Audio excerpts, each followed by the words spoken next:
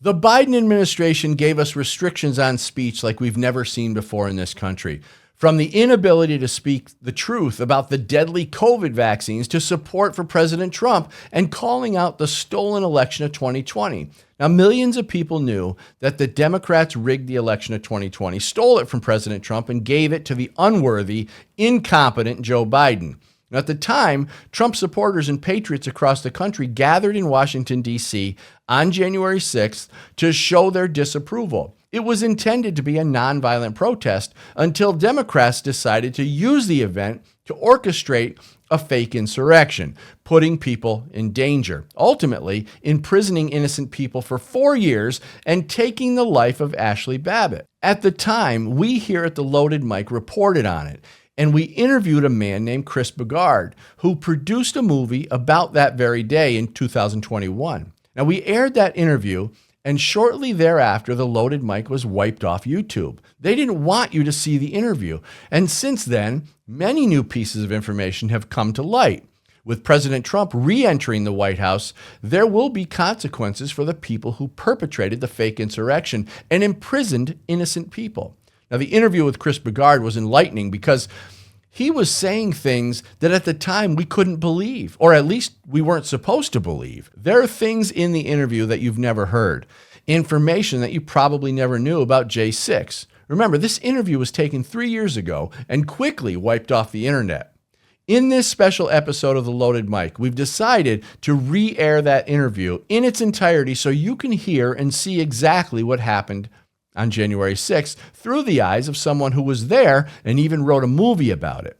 Incidentally, Chris's movie, Capital Punishment, was also banned and he couldn't find sponsorship for his movie. All that's about to change, but I want you to see this interview because it'll give you the insight and bring you back 3 years ago to give you a better understanding of what really happened on January 6th, 2021. I hope you enjoy this interview.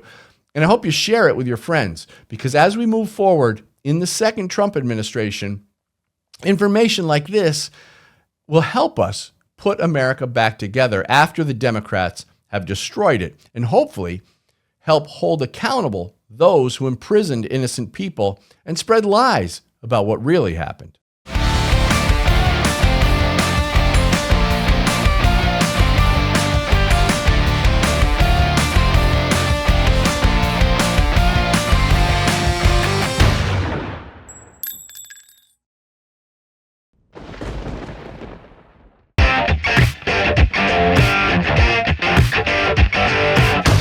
Have a very special interview that's exclusive, and we are going to be interviewing Chris Burgard, who is the director for the movie Capital Punishment, and this movie tells the real story of what happened on January 6th at the Capitol. So stick around. Coming up right after this, we got Chris Burgard. This is treason. Where's Officer, I can't breathe. I can't even.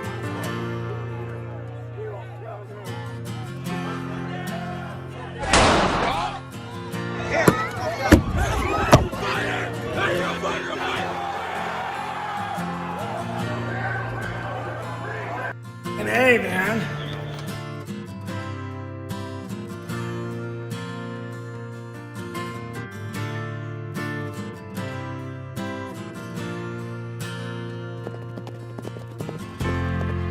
I'm Nick Searcy. On January 6, 2021, I went to Washington, D.C. along with multitudes of other Americans because we believed that the election was stolen. I saw with my own eyes what happened that day. And what they show you on the media doesn't tell half the story. Here's the Capitol and here's people going in there. They didn't show all of this out here.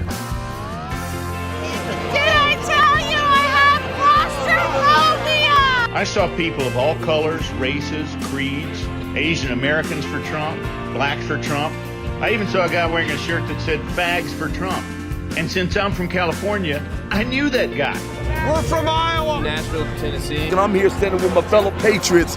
We all standing for America. Despite what the media tells you, we boots on ground definitely say something different. There is a sea of nothing but red, white, and blue patriots. These are damn working people out here. They want their country back. We're marching for the Constitution. We're not. It ain't really about Trump. It's about us now. They're attacking us, and we're tired of it. We had a foreign attack, and they had domestic support. This is about individual liberty. We don't believe the media. We don't believe you. We have no faith in our institutions. The FBI is now being sent out by Joe Biden to punish people. We're at war. They're hunting down Trump supporters like dogs. You say that again. We're at war. 147 days since my wife was murdered and executed. The FBI, you have a federal search warrant for the property. Come out with your I step out, I have red dots all over my chest. They broke the door down. Hands up, put your hands on the wall, hands up. I was in jail for 4 straight days. I kept banging on the door saying, I have never had a phone call. The 6th was all deception. The level of sophistication and tactic is immense. Oh, I recognize you from Portland. I've seen people from Portland here, Antifa. I was paid to pretend to protest. We need to come together as Americans again and remember why we started this country. An insurrection? Without arms? What are they talking about? And why are they lying?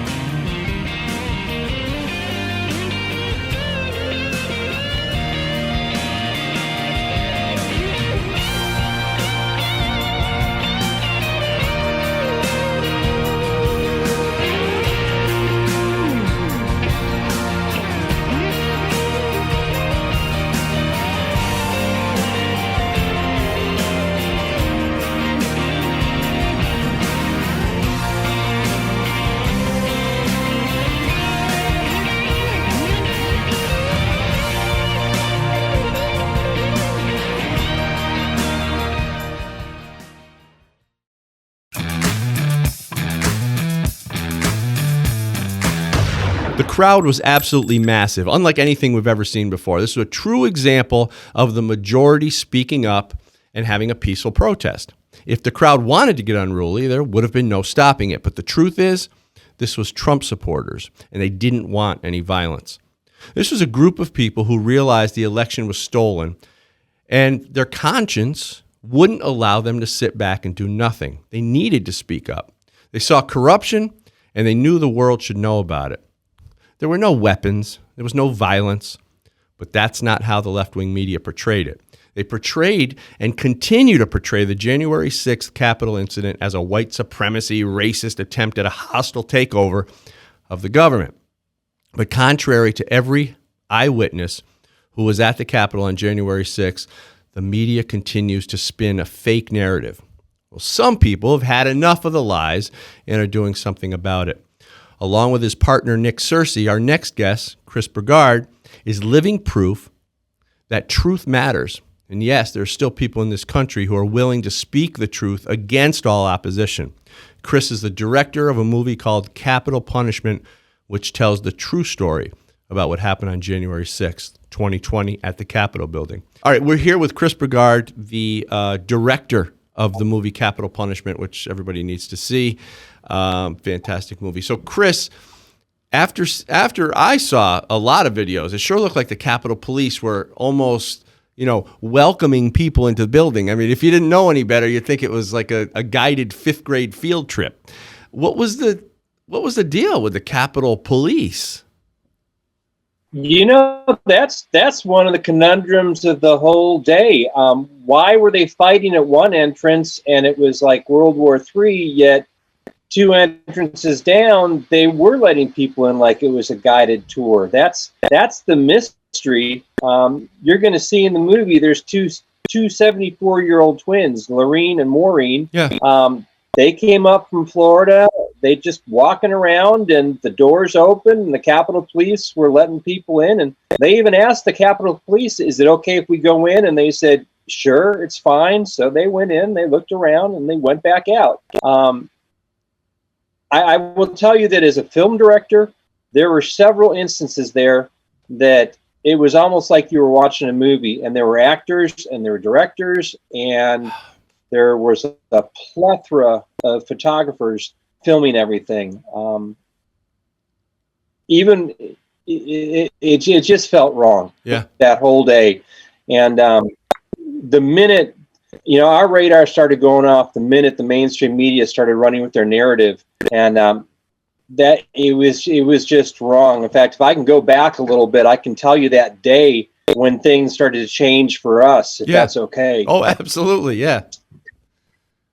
So you're outside the ellipse. The way it's set up, you have the Washington Monument is on this hill, and there's this whole green around it. Then it goes down to this road. There's a bunch of trees, and then there was this ellipse section where the president was speaking.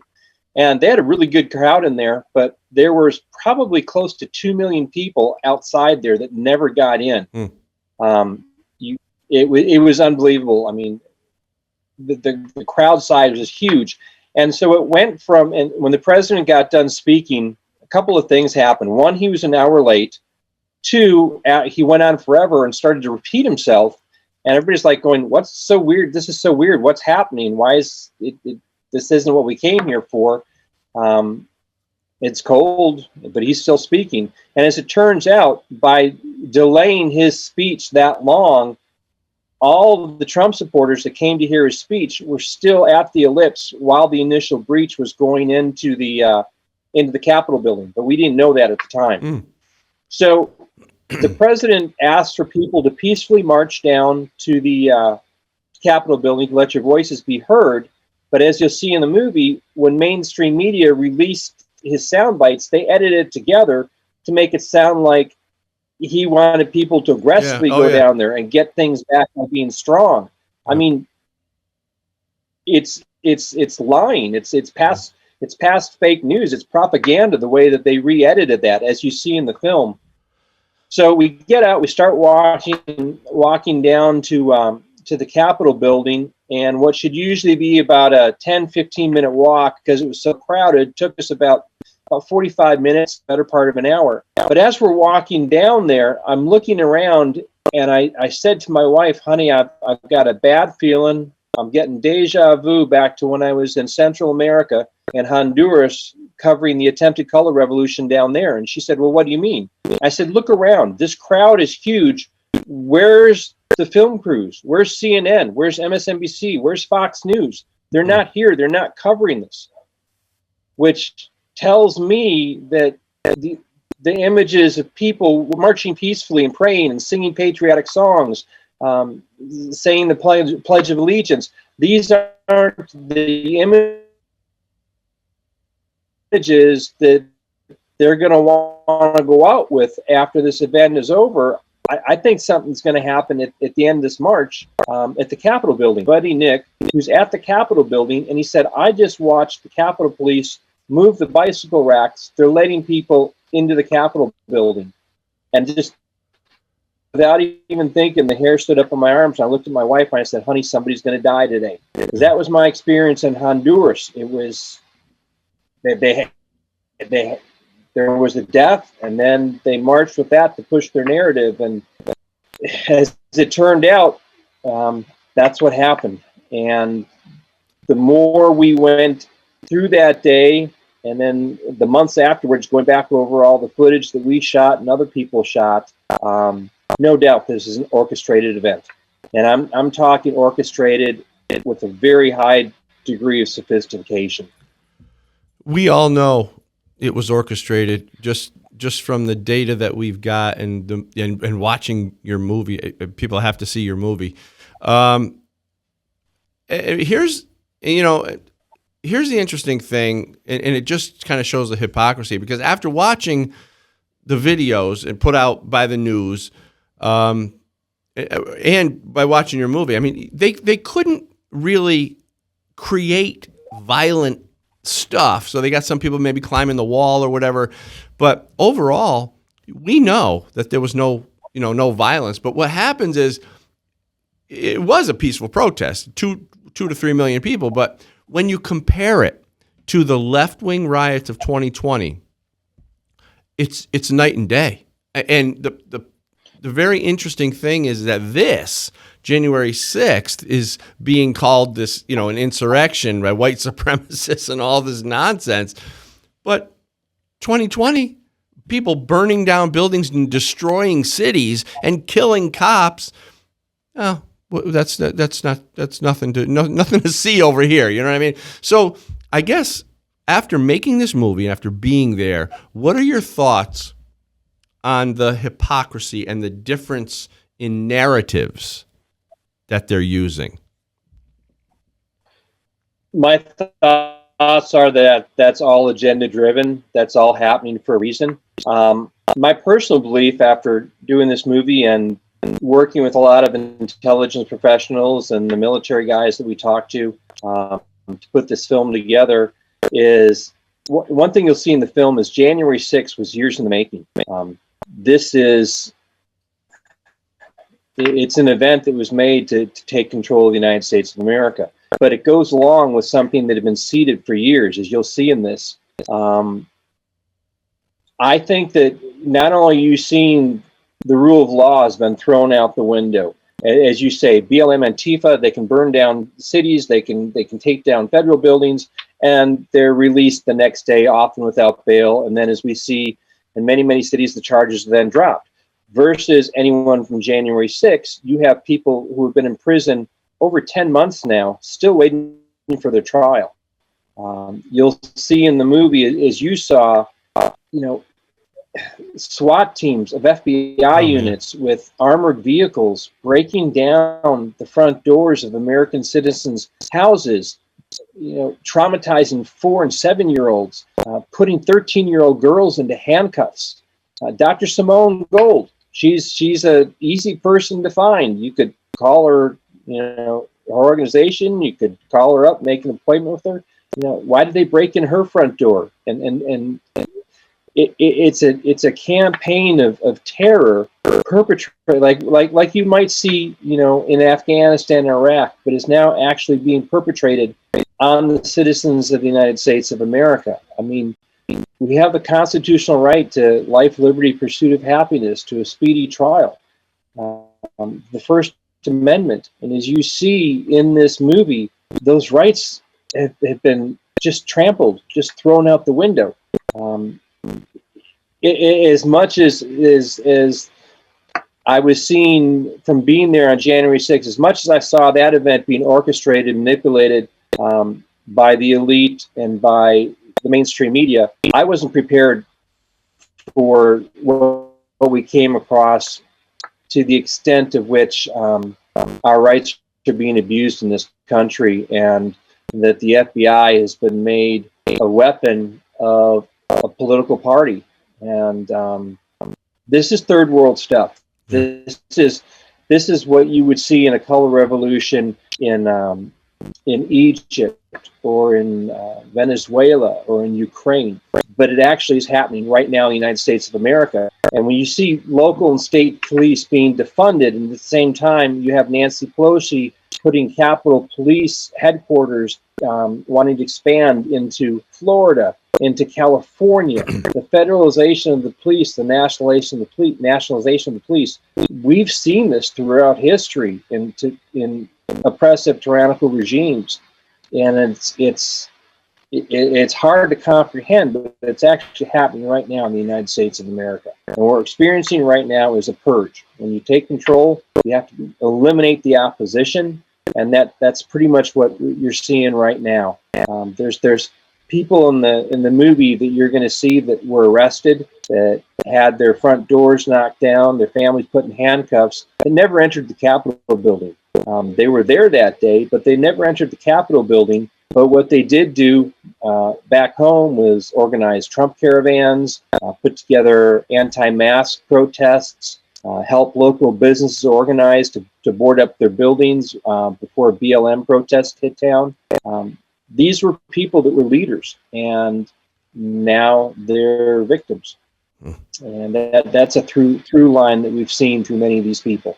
Our founding fathers saw them coming over 200 years away. That's why they wrote the Second Amendment. Join us in the fight to preserve your gun rights and stop unconstitutional gun control. Gun Owners of America is the country's only no-compromise gun rights organization. Not only do we inform and educate, but we bring the fight to court and win. Your God-given right to keep and bear arms is our top priority. Become a member today and help us take back America. Join us at gunowners.org.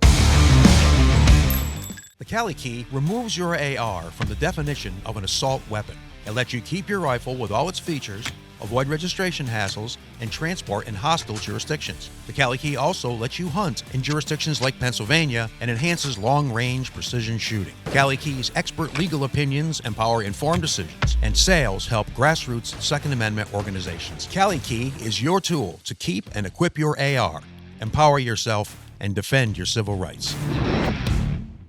You know, a couple of things, you know, you sparked a lot of thought here. And one thing that was really disturbing is the way they just terrorized average people. I mean, these are people living in little ranch houses in communities, and they're rolling into the neighborhood with these military vehicles and just scaring the hell out of them and the little kids and stuff. And I was so impressed by the one little girl. I forget the family's name. The one little girl, she said, Isabel Martinez. What's that? Isabel Martinez. Oh man, she was fantastic. She said, my dad told me to keep my composure. My dad told me to not get emotional or something like that, because when you do, I forget what she said, but it was so impressive. Oh, man, what did she say there? I wish I could remember. It was so good. She was scared, and she was about to cry because they pulled her into the cold and they had handcuffed her, and she was about to cry, but she remembered what her dad told her about keeping her composure and not making a mess out of herself. Making a mess of it, yes. It was, and the Martinez family, before, I mean, they still haven't gone to trial. They were kicked out of their home that they had been renting for years because their landlord cited the hate crime clause in their contract, in their lease. So, you know, Tony, like most of the people in the film that have been gone through this, has lost his job. Now his family's homeless. They're living with his mother-in-law, and it's to send a message. It's to send a message that if you voice dissent against the mantra, how dare you stand up and say that the election was stolen? This is what's going to happen to you.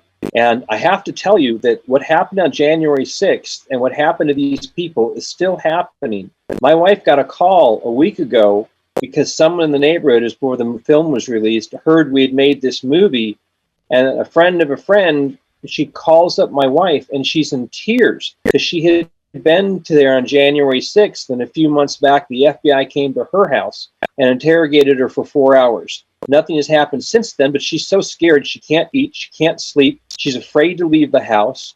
And this is the woman that lives 9 miles down the road from us. How many more women are out there are like that?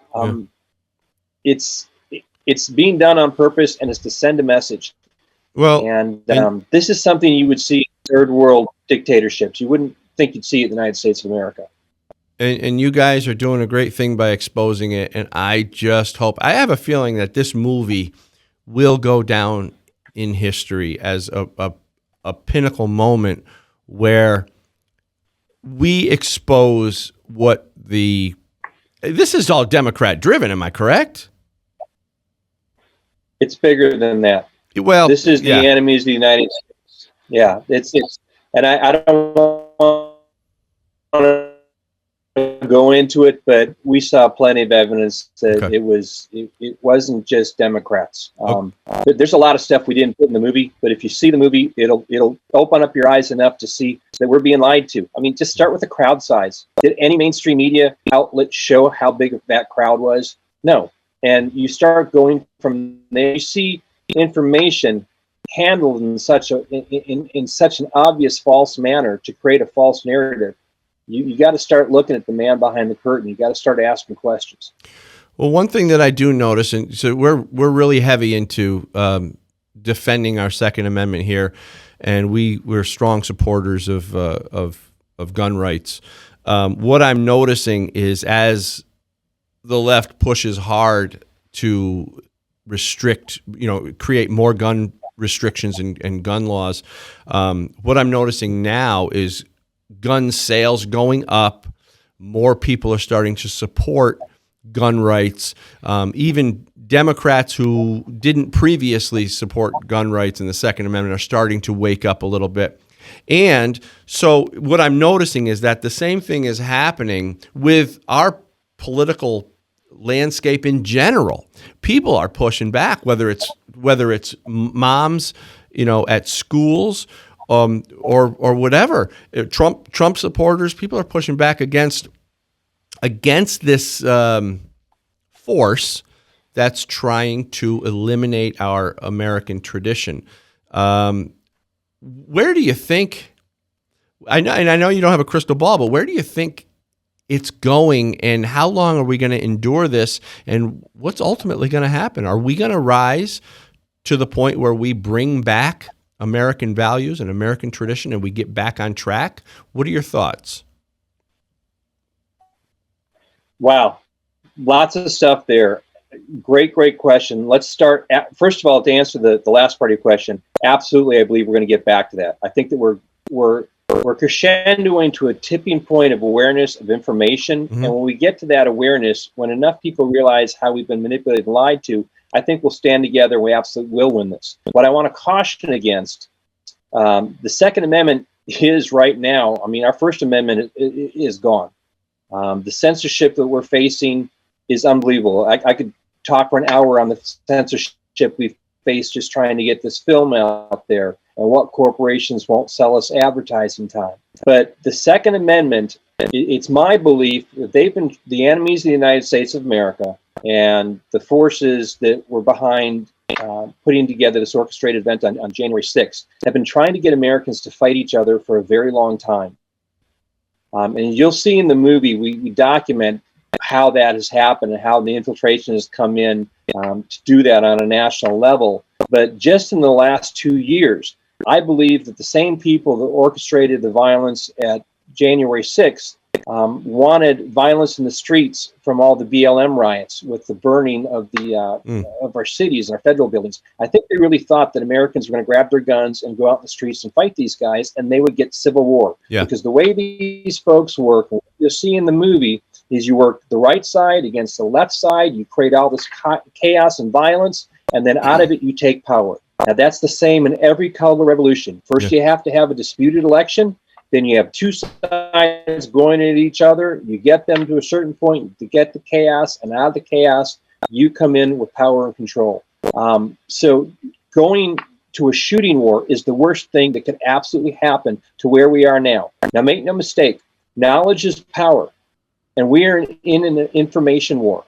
Now, in the first American Revolution, there was the top 3%, and then there was about that did the fighting, and there was about 30% that supported them. Then you had another 30% that were for Britain, and then you had another 30% that just wanted to be left alone. Mm-hmm.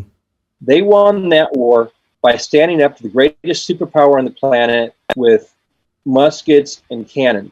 This war, you don't win with muskets and AR-15s. That's how we would lose. We win this war by standing together in truth and putting out enough of the truth that Americans can see it and wake up to it. I hope to gosh that every Democrat every Democrat, every liberal, progressive person in this country watches this movie. Because even if you don't agree with the Trump supporters' politics, the things that are being done to Americans is just wrong. And for those of us, on the right, those of us who are Second Amendment enthusiasts, we have to look at the left and the people that would be easy to think of them as the enemy. They're not the enemy. These are our fellow Americans that have been thoroughly brainwashed with propaganda that has hit them on so many levels for decades. What you're seeing now is a result of a concentrated asymmetrical warfare on the United States of America. I spent 17 years on the border. When we started seeing the Sinaloa cartel bring in all this fentanyl and heroin from China that the CCP was sending in, intelligence guys on the border, we knew what this was. This is an attack on the heart of America.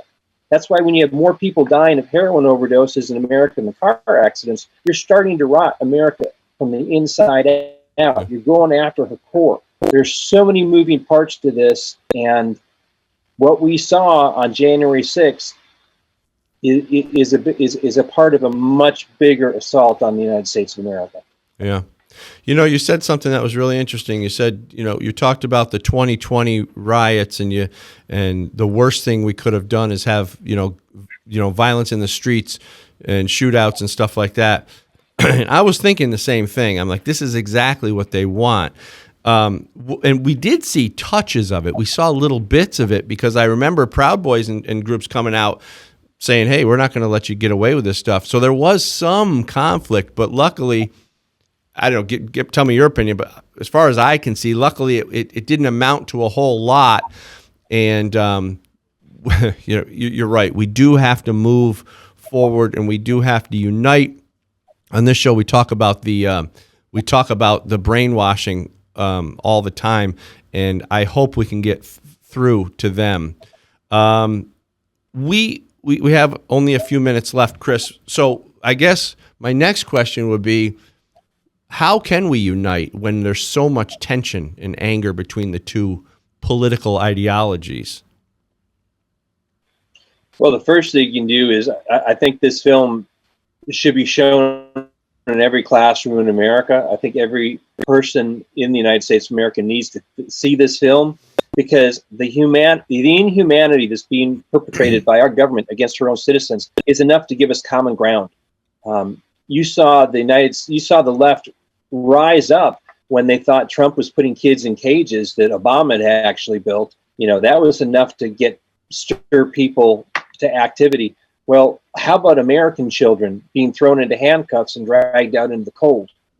Yeah. You know, their suburban houses in the United States. If we can't rally around protecting our children, you know, from a weaponized law enforcement agency, then we're no longer Americans.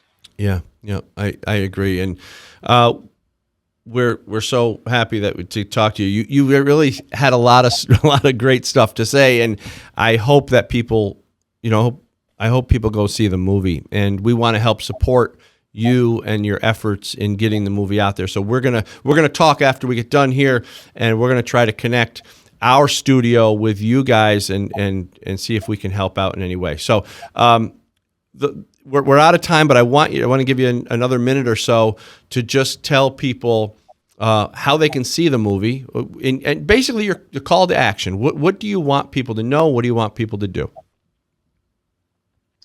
Our call to action is we want people to see this movie and just ask yourself, when you see what's been done to the people in this movie, do you think it's right? Do you think it's fair? Do you think it's legal? You know, should these things be happening in the United States of America? And if you don't think these things should be happening in the United States of America, then you start to understand the problem that we're in, and you can start to reach out across the aisle. You can reach out to your neighbors, and we can come together.